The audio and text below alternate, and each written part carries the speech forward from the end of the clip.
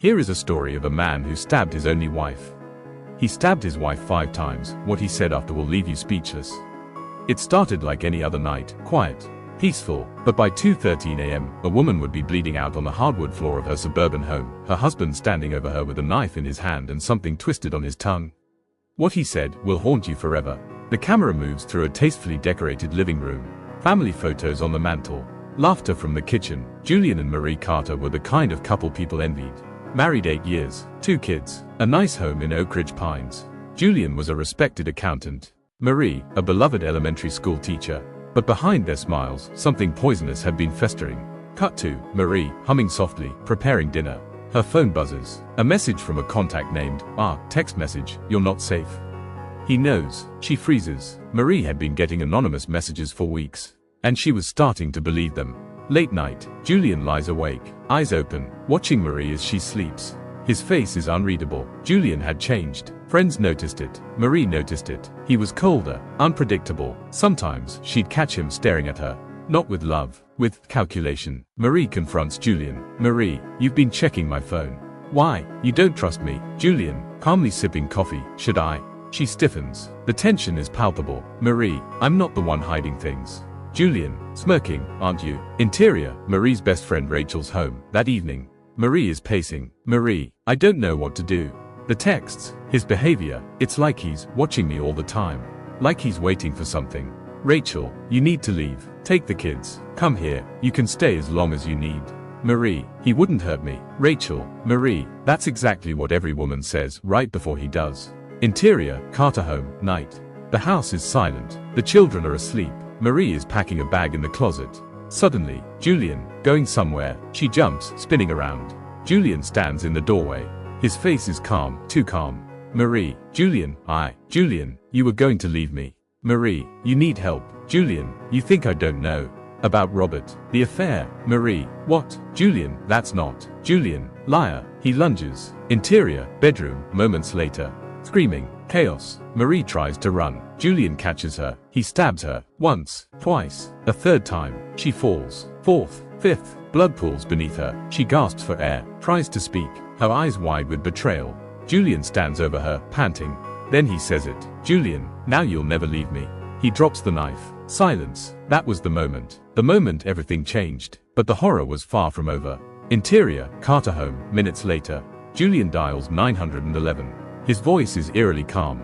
"Julian, yes, I've just stabbed my wife. She was trying to leave. I couldn't let her. You better send someone quick.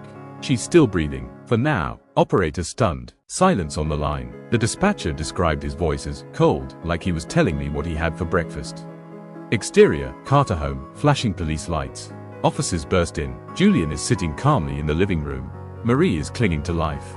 Paramedics work frantically. She's rushed away. Julian smiles faintly as he's cuffed. "Julian, she'll forgive me. They always do." Interior, police station, interview room.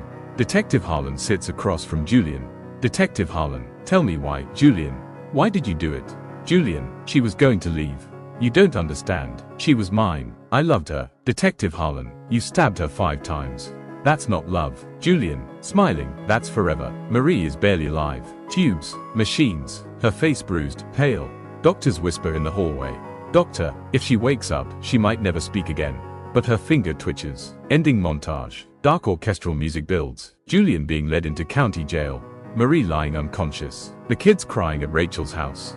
The knife, bagged as evidence. Detective Harlan reviewing texts from one woman's strength, one man's obsession, and the secrets that started long before the first drop of blood hit the floor. Because the truth was darker than anyone imagined. In a low, deliberate tone, Julian Carter stabbed his wife 5 times. But what if that was only part of the story? What if the real danger wasn't in the act, but in the man who committed it? Tonight, we go deeper. Into Julian's mind. Into the shadows he's been hiding in for years. Because some monsters wear wedding rings. The detective's office. Detective Harlan sits across from a criminal profiler, Dr. Evelyn Grace. Between them lies a thick file labeled Carter, Julian E. Harlan. He's not your typical abuser. No prior arrests. Clean record. Good job. Church-going. Then this. Dr. Grace. Not every monster comes with a warning label. She flips open the file. Dr. Grace, you see this. Points. Juvenile incident. Age 12. He killed the family dog. Said it was sick. but the vet said otherwise. Harlan, he stabbed a golden retriever 8 times. Dr. Grace, and told everyone it was mercy. Silence settles. Julian Carter's darkness didn't start with Marie. It started long before. Marie stirs. Machines beep. Her fingers twitch. A nurse gasps and calls for help. Montage flashes of Marie's memories flood in, disjointed and nightmarish. Julian slamming a door. A broken picture frame. A whispered threat, if you ever leave me. The feeling of a knife piercing skin. Her eyes slowly open. Marie Carter survived 5 stab wounds. But survival was only the beginning. Detective Harlan reviews security footage from the Carter home. The night before the stabbing, a motion sensor camera picked up a shadow moving near the backyard. Not Julian, not Marie, another figure, Officer Daniels. Who the hell is that? Harlan, that's the 2nd time this week. Someone's watching them. Rachel paces, clutching her phone. A man in a black coat watches her from across the room. Calm, still, eyes dark. She senses it, turns. He's gone. Someone didn't want Marie to survive. And if they couldn't finish the job with Julian's knife, they might try another way. Julian sits behind the glass, chained, relaxed. Harlan stares him down. Harlan, she's alive. Julian's face twitches, not with fear, with disappointment. Julian, is she talking? Harlan, not yet, but she will. Julian, smiling, she won't say what you want her to. Because she knows, she made me do it. Harlan, you're not a victim, Julian. You're a coward. Julian, you think this is about rage. This isn't rage. This is love. Harlan, you think love is control. Julian, no, I think love is obedience. She forgot that. Marie, now awake but barely speaking, motions for a pen and paper. Slowly, painfully, she scribbles a name, Robert Delaney. Rachel stares. Rachel, Robert, Marie, is that who was texting you? Marie nods. Robert Delaney, a name from Marie's past. A man who vanished 2 years ago, without a trace. Harlan and officers pry open Julian's storage locker. What they find freezes them. Dozens of photographs, all of Marie, some taken from afar, some while she slept. Harlan, he was watching her for years.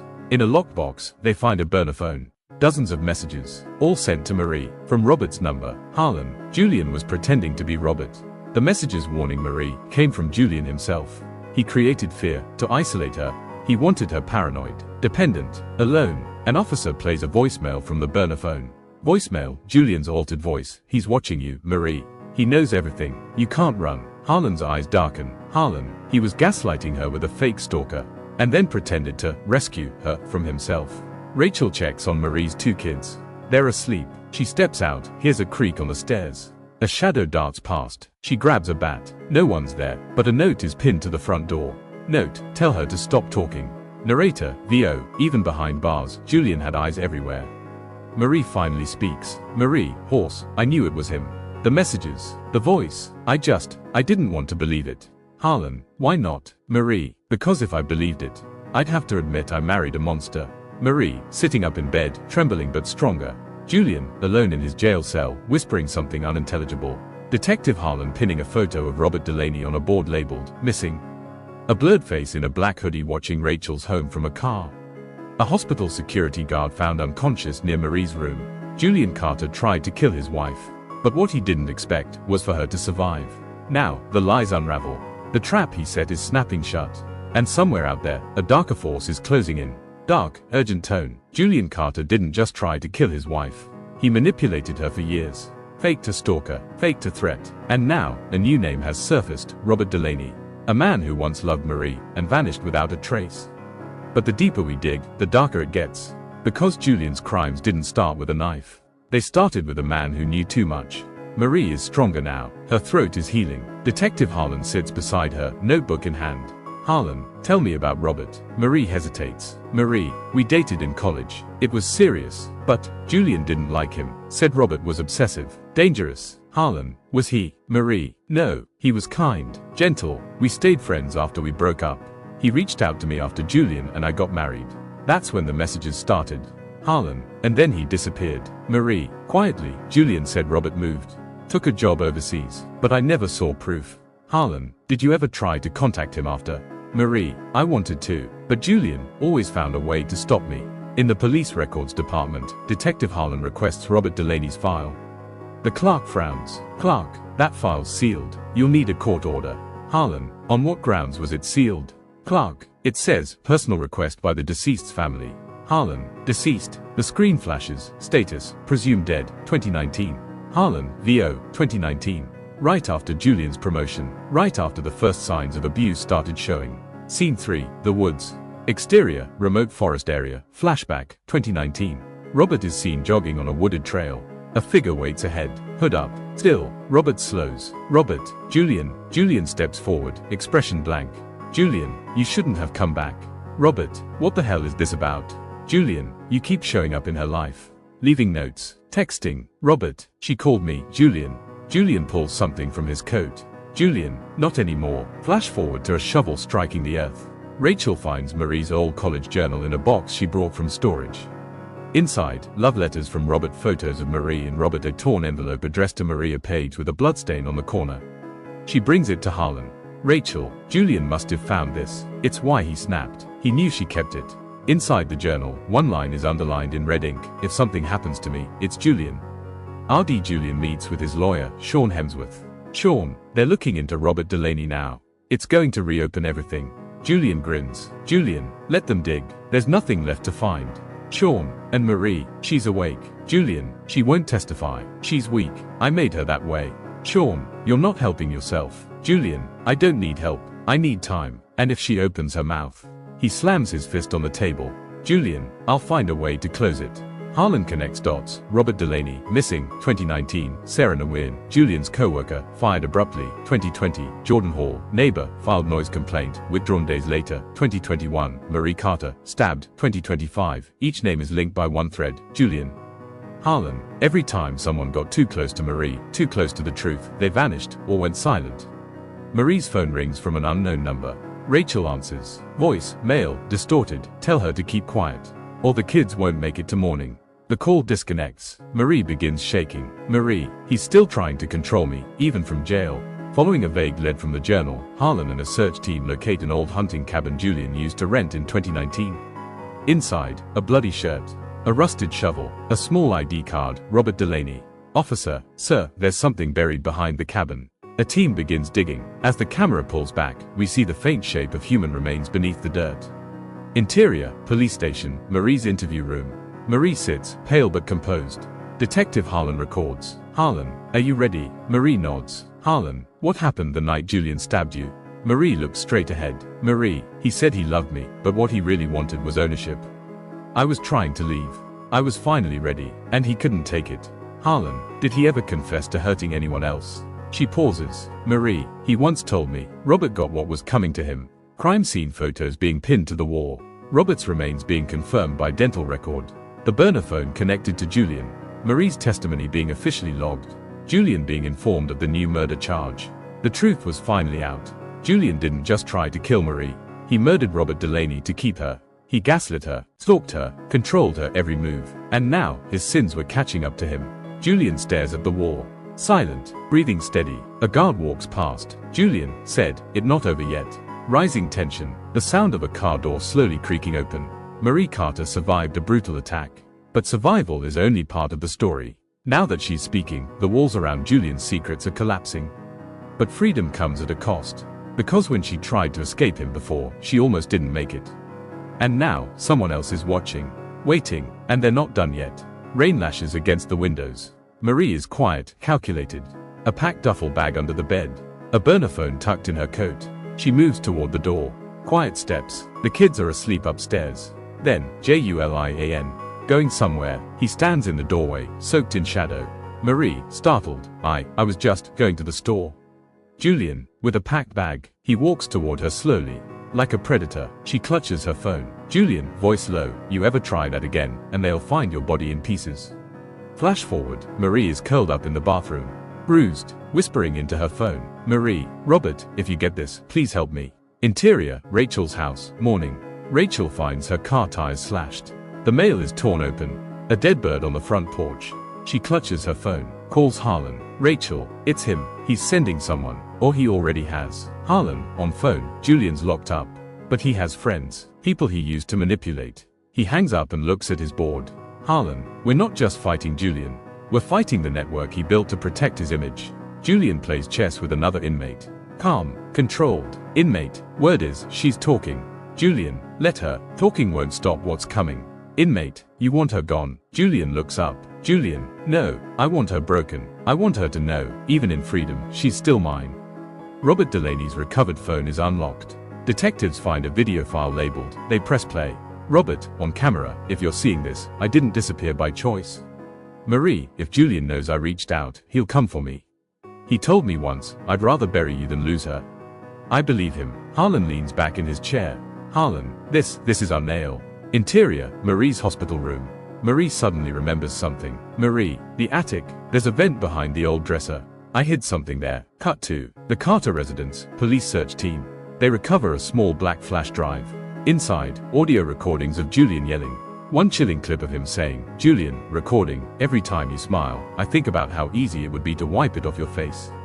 Marie, still bruised but strong, stands beside Harlan and Rachel. Cameras flash. The room goes silent. Marie, on mic, my name is Marie Carter. I survived 5 stab wounds from my husband. But before the knife came years of fear, manipulation, and silence. I was afraid to speak up. Afraid no one would believe me. But today, I'm done being silent. Marie commented, there are thousands of women and men living in homes like mine. Trapped, controlled, hurt. If you're watching this, please, speak up, reach out. You're not alone. If you or someone you know is experiencing abuse, don't wait. Call the National Domestic Violence Hotline at 1-800-799-SAFE 7233. Or visit thehotline.org for support. Because silence doesn't protect you, it protects them. Julian is confronted with the evidence, Robert's video, the flash drive, Marie's testimony, digital proof he impersonated Robert. He doesn't flinch. Julian, so what? You think people care? I was the perfect husband.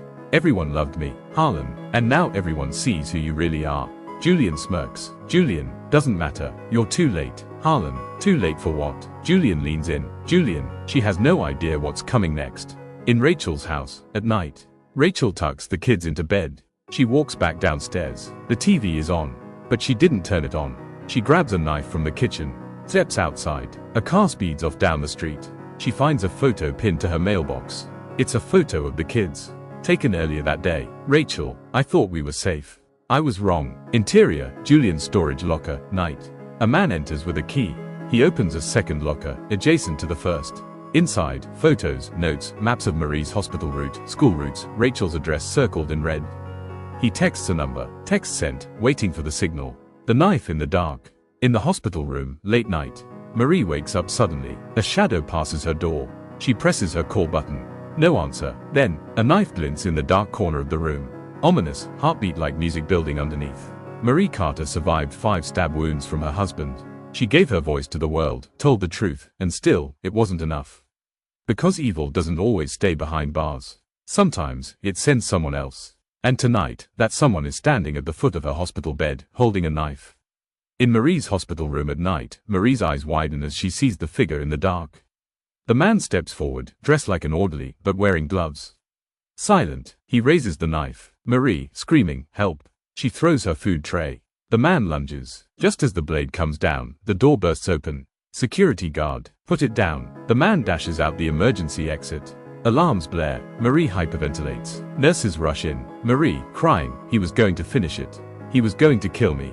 The attacker sprints through the back parking lot. Detective Harlan, arriving for a late-night check-in, spots him. Harlan, hey, stop. Harlan gives chase. The man ducks into a stairwell, but drops his phone mid-run.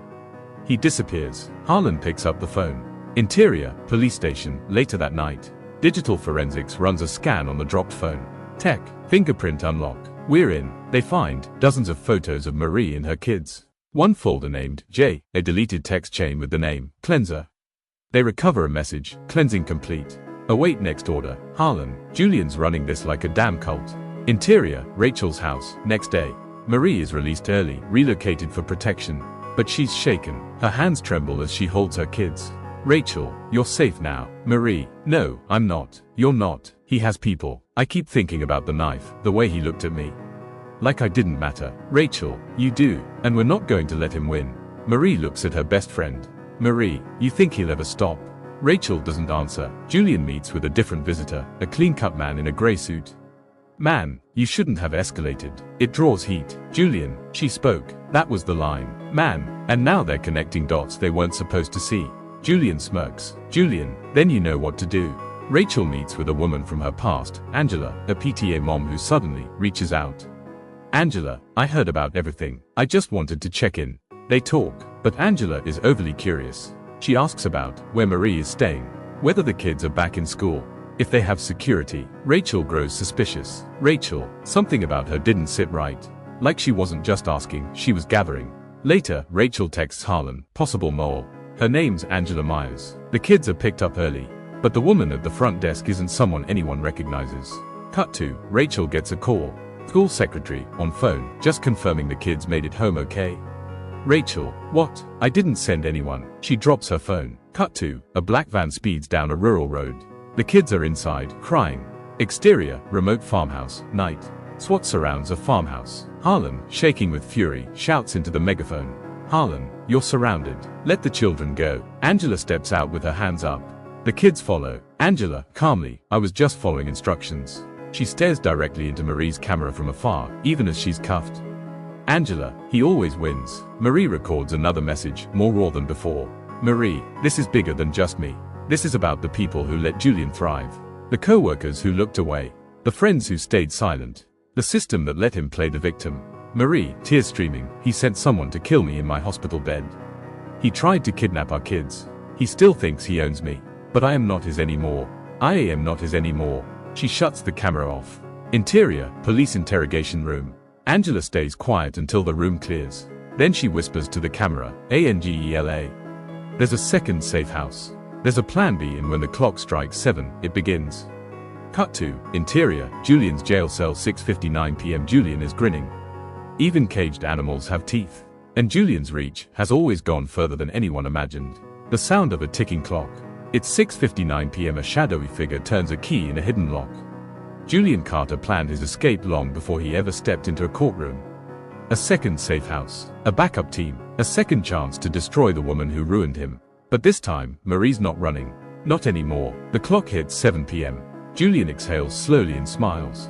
In a hidden compartment in his mattress, he removes a burner phone. He dials a number, then types a message. A group of masked individuals enters Unit 12, weapons in hand. Inside, monitors show live surveillance of Rachel, Marie, and the kids at the current safe house. Marie notices something wrong. The hallway light flickers, then shuts off. Her phone buzzes with an alert, unknown device connected to Wi-Fi. Marie, shaking, Rachel, pack the kids. We have to go. Now. Rachel grabs the children, but as they head for the back exit, the power cuts completely. Rachel whispers, he's here. A thump upstairs. Another outside. They're being surrounded. Exterior, backyard of safe house. Moments later, a black SUV screeches to a halt. Detective Harlan jumps out with a SWAT team. Harlan, hold your fire. They're inside. Tear gas grenades roll under the deck. Gunfire erupts as masked assailants exchange bullets with police. Inside, Marie hides in the pantry with her kids. Rachel holds a kitchen knife. Terrified, one intruder kicks in the back door. But Marie doesn't scream this time. She lunges at him, grabs his gun. Marie, furious, you don't get to take anything else from me. The intruder is overpowered just as SWAT breaches from the side. Interior, police interrogation room. Later, the captured intruder is unmasked, a former youth pastor at Julian's old church. Harlan, why help a man like him? Pastor, smiling, eerily calm, because Julian isn't a man.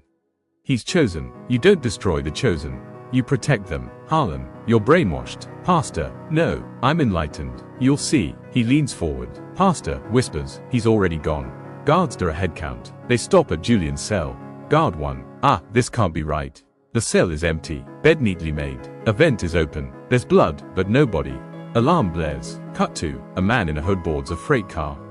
Calm, focused. It's Julian. Marie slams her fist on the interrogation table. Marie, you told me he was locked up. You told me he was done. Harlan, he was. He shouldn't be out. We didn't know there was a plan C.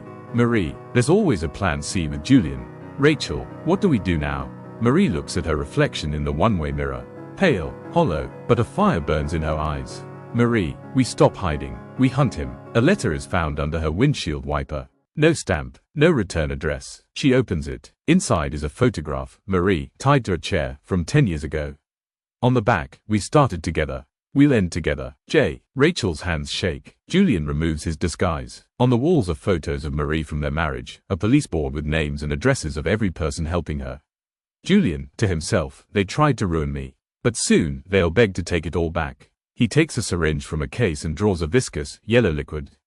Julian, pain is the greatest teacher, and I'm about to become the best professor this country's ever seen. He injects himself. His pupils dilate. The next day, Marie gets a call. No ID. She answers. Julian, distorted voice. You ready for the end, darling? Let's play one last game. Marie, I'm not scared of you anymore. Julian, you will be. The game begins at midnight. If you fail, Rachel dies first. Then the kids. At exactly midnight, a GPS ping arrives on Marie's phone. Harlan. It's a location tracker. Remote farm. Middle of nowhere. Marie, to Harlan, take the others. Protect them. This ends with me. Harlan. Marie, no. Marie, I survived him. I know how he thinks. You want to stop him. I have to go. She loads a gun. Rachel, grabbing her hand. If you go in there, he might kill you. Marie, and if I don't, he kills everyone else. The soft sound of Marie's voice plays over a black screen. Marie, I survived the man who said he loved me. I survived the blade, the silence, the gaslighting, the bruises, the broken bones, and the lies. But I was never just surviving. I was learning, and tonight, I'm ready to end this. The wind howls. Crickets go silent as Marie steps onto the old porch. A single light glows in the window. She pushes the door open. Julian, you came. Marie steps into a living room frozen in time, framed wedding photos on the wall, their wedding song playing softly on an old record player. Julian sits calmly on a sofa, facing the fireplace. A pistol rests on the table.